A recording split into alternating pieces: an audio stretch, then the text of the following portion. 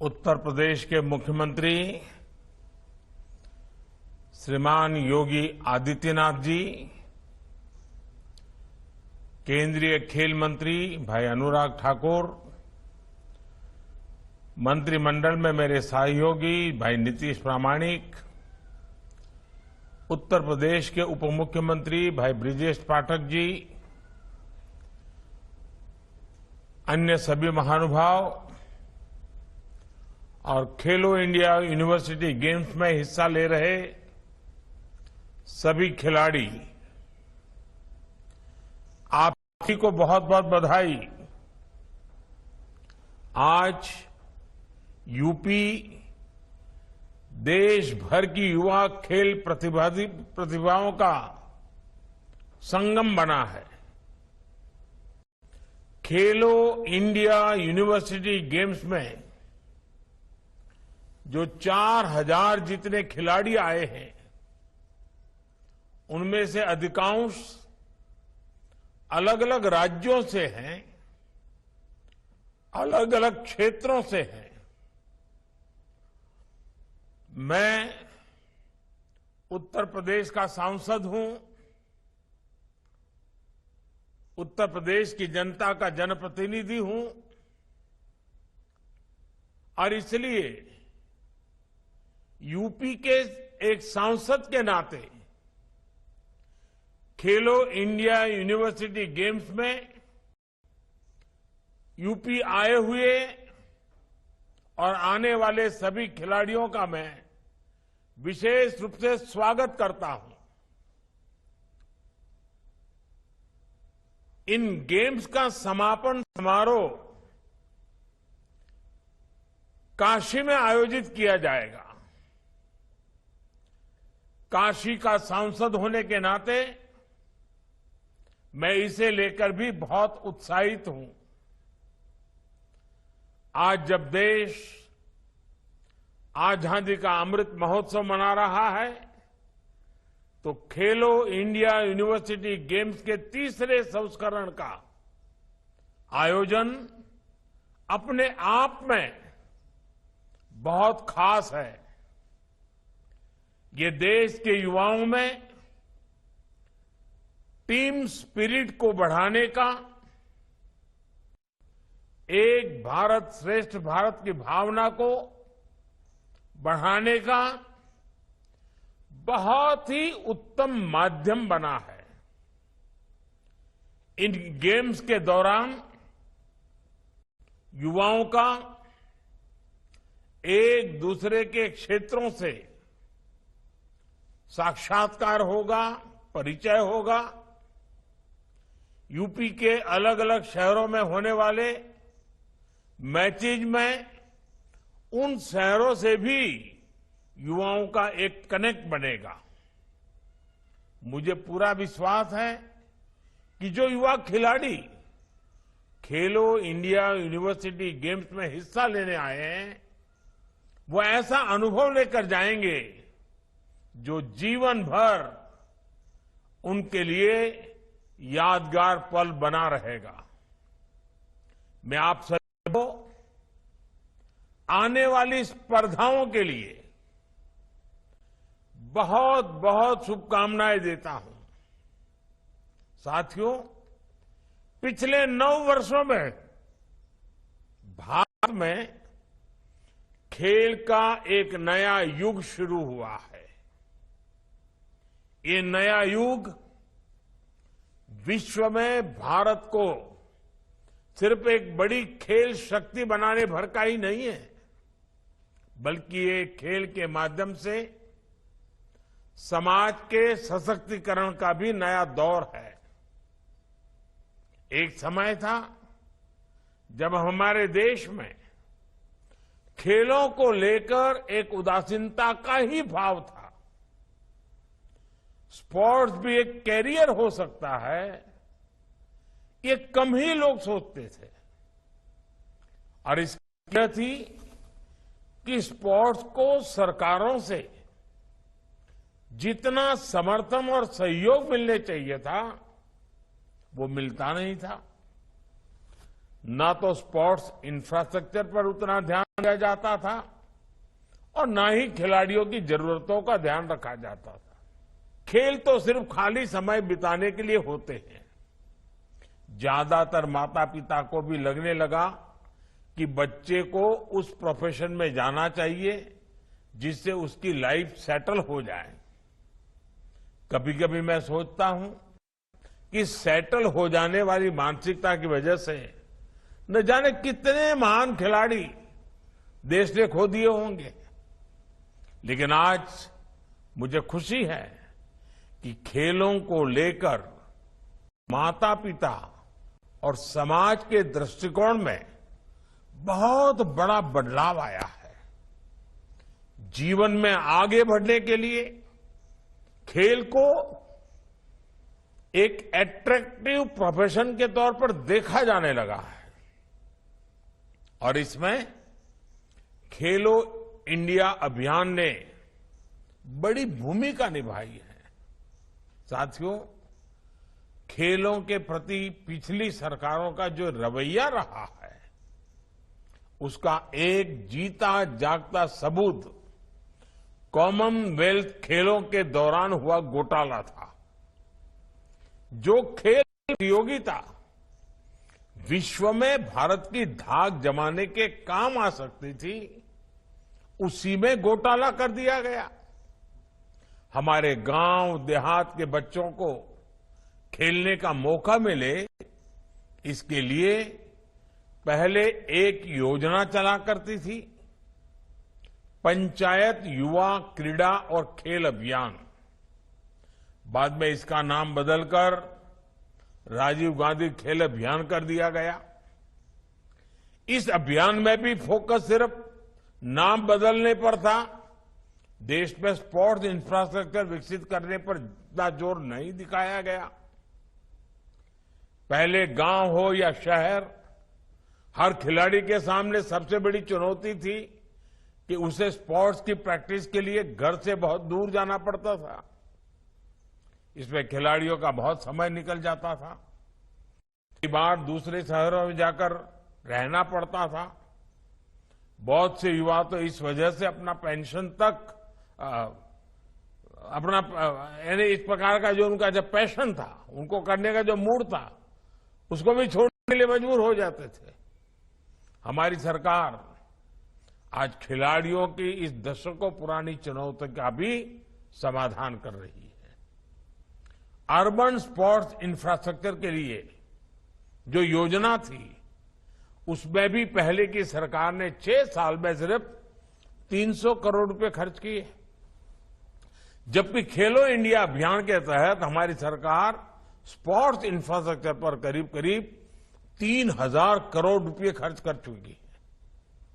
बढ़ते हुए sports infra की वजह से अब ज्यादा खिलाड़ियों के लिए खेल से जुड़ना आसान हो गया है। मुझे संतोष है अब तक खेलो इंडिया गेम्स में 30,000 से अधिक एथलीट्स हिस्सा ले चुके हैं। इसमें भी 1,500 खेलो इंडिया एथलीट्स की पहचान करके उन्हें आर्थिक मदद भी दी जा रही है। इन्हें आधुनिक स्पोर्ट्स एकेडमीज में टॉप क्लास ट्रेनिंग भी दी जा रही है। 9 वर्ष पहले की तुलना में इस वर्ष का केंद्रीय खेल बजट भी 3 गुना बढ़ाया गया है। आज गांवों के पास भी आधुनिक स्पोर्ट्स इंफ्रास्ट्रक्चर विकसित हो रहा है। देश के दूर सुदूर में भी अब बेहतर मैदान, आधुनिक स्टेडियम, आधुनिक ट्रेनिंग फैसिलिटीज बनाई जा रही है। यूपी में भी स्पोर्ट्स प्रोजेक्ट पर हजारों करोड़ रुपए खर्च किए जा रहे हैं। लखनऊ में जो पहले से सुविधाएं थी उनका विकास किया गया है। आज वाराणसी में सीगरा स्टेडियम आधुनिक अवतार में सामने आ रहा है। यहां पर लगभग 400 करोड़ रुपए खर्च करके युवाओं के लिए आधुनिक सुविधाओं का निर्माण किया जा रहा है। खेलो इंडिया प्रोग्राम के तहत ही लालपुर में सिंथेटिक हॉकी मैदान, गोरखपुर के वीर बहादुर सिंह स्पोर्ट्स कॉलेज में मल्टीपर्पज हॉल, मेरठ में सिंथेटिक हॉकी मैदान और सहारनपुर में सिंथेटिक रनिंग ट्रैक के लिए भी मदद दी गई है। आने वाले समय में खेलो इंडिया प्रोग्राम के तहत ऐसी ही सुविधाओं का और विस्तार किया जाएगा। साथियों, हमने इस बात पर भी फोकस किया है कि खिलाड़ियों को ज्यादा से ज्यादा प्रतियोगिताओं में हिस्सा लेने का अवसर मिले। जितना ज्यादा खिलाड़ी स्पोर्ट्स कॉम्पिटिशन्स में हिस्सा लेते हैं, उतना ही उनका लाभ होता है, उनका टैलेंट निखरता है। उन्हें ये भी पता चलता है कि हम कितने पानी में हैं, हमें अपना खेल और कहां सुधारना है, हमारी कमियां क्या है, गलतियां क्या है, चुनौतियां क्या है। कुछ साल पहले खेलो इंडिया स्कूल गेम्स की शुरुआत के पीछे एक बड़ी वजह ये भी थी। आज इसका विस्तार खेलो इंडिया यूनिवर्सिटी गेम्स और खेलो इंडिया विंटर गेम्स तक हो चुका है। देश के हजारों खिलाड़ी इस प्रोग्राम के तहत स्पर्धा कर रहे हैं और अपनी प्रतिभा के बल पर आगे बढ़ रहे हैं। और मुझे तो खुशी है, भारतीय जनता पार्टी के अनेक सांसद खेल प्रतियोगिता चलाते हैं। उसमें हजारों की तादाद में एक संसदीय क्षेत्र में नौजवान बेटे बेटियां खेलकूद में हिस्सा लेती है। आज देश को इसके सुखद परिणाम भी मिल रहे हैं। बीते वर्षों में कई अंतर्राष्ट्रीय प्रतियोगिताओं में हमारे खिलाड़ियों ने श्रेष्ठ प्रदर्शन किया है। ये दिखाता है कि भारत के युवा, हमारे खिलाड़ियों का आत्मविश्वास आज कितना बुलंद है। साथियों, खेल से जुड़ी स्किल हो या फिर खिलाड़ियों को सर्वश्रेष्ठ बनाने के लिए दूसरी विधाएं हो, सरकार कदम कदम पर खिलाड़ियों के साथ खड़ी है।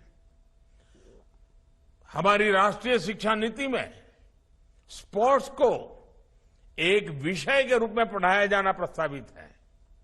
स्पोर्ट्स अब पाठ्यक्रम का हिस्सा होने जा रहा है। देश की पहली राष्ट्रीय खेल यूनिवर्सिटी के निर्माण से इसमें और मदद मिलेगी। अब राज्यों में भी स्पोर्ट्स स्पेशलाइज्ड हायर एजुकेशन के लिए प्रयास किए जा रहे हैं। इसमें उत्तर प्रदेश बहुत प्रशंसनीय काम कर रहा है। मेरठ में मेजर ध्यानचंद खेल विश्वविद्यालय का उदाहरण हमारे सामने है। इसके अलावा आज देश भर में 1000 खेलो इंडिया सेंटर्स की भी स्थापना की जा रही है। करीब 2 दर्जन नेशनल सेंटर्स ऑफ एक्सलेंसी भी खोले गए हैं। इन सेंटर्स पर प्रदर्शन को सुधारने के लिए ट्रेनिंग और स्पोर्ट्स साइंस, स्पोर्ट्स यानी उसके लिए भी सपोर्ट दिया जा रहा है। खेलो इंडिया ने भारत के पारंपरिक खेलों की प्रतिष्ठा को भी पुनर्स्थापित किया है। गटका, मलखम, थांग टा, कलीरपट्टू और योगासन जैसी विभिन्न विधाओं को प्रोत्साहित करने के लिए भी हमारी सरकार स्कॉलरशिप दे रही है। साथियों, खेलो इंडिया प्रोग्राम से एक और उत्साहजनक परिणाम हमारी बेटियों की भागीदारी को लेकर आया है। देश के अनेक शहरों में खेलो इंडिया विमेन्स लीग का आयोजन चल रहा है।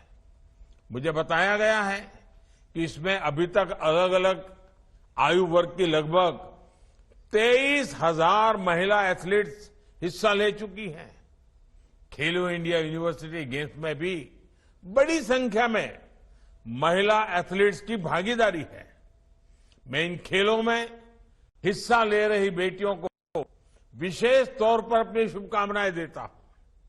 साथियों, आप सभी युवा साथियों ने एक ऐसे समय में खेल के मैदान में कदम रखा है जो निश्चित रूप से भारत का कालखंड है। आपकी प्रतिभा, आपकी प्रगति में भारत की प्रगति निहित है। आप ही भविष्य के चैंपियन हैं। तिरंगे की शान को बढ़ाने की जिम्मेदारी आप सभी पर है। इसलिए कुछ बातें हमें जरूर याद रखनी चाहिए। हम अक्सर खेल भावना, टीम स्पिरिट की बात करते हैं। एक खेल भावना आखिर है क्या? क्या ये सिर्फ हार जीत को स्वीकार करने तक सीमित है? क्या ये सिर्फ टीम वर्क तक ही सीमित है? खेल भावना के मायने से भी विस्तृत है, व्यापक है। खेल निहित स्वार्थ से ऊपर उठकर सामूहिक सफलता की प्रेरणा देता है।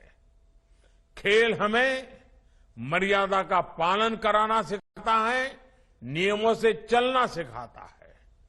मैदान में बहुत बार परिस्थितियां आपके विरुद्ध हो सकती हैं। संभव है कि कई बार निर्णय भी आपके विरुद्ध हो, लेकिन खिलाड़ी अपना धैर्य नहीं छोड़ता, नियमों के प्रति हमेशा प्रतिबद्ध रहता है। नियम, कानूनी मर्यादा में रहते हुए कैसे धैर्य के साथ अपने प्रतिद्वंदी से पार पाया जाए, यही एक खिलाड़ी की पहचान होती है। एक विजेता तभी महान खिलाड़ी बनता है जब वो हमेशा खेल भावना का, मर्यादा का पालन करता है। एक विजेता तभी महान खिलाड़ी बनता है जब उसके हर आचरण से समाज प्रेरणा लेता है। इसलिए आप सभी युवा साथियों को अपने खेल में इन बातों का ध्यान जरूर रखना चाहिए। मुझे विश्वास है आप इन यूनिवर्सिटी गेम्स में खेलेंगे भी और खिलेंगे भी। एक बार फिर आप सभी को बहुत बहुत शुभकामनाएं। खूब खेलिए, खूब आगे बढ़िए। धन्यवाद।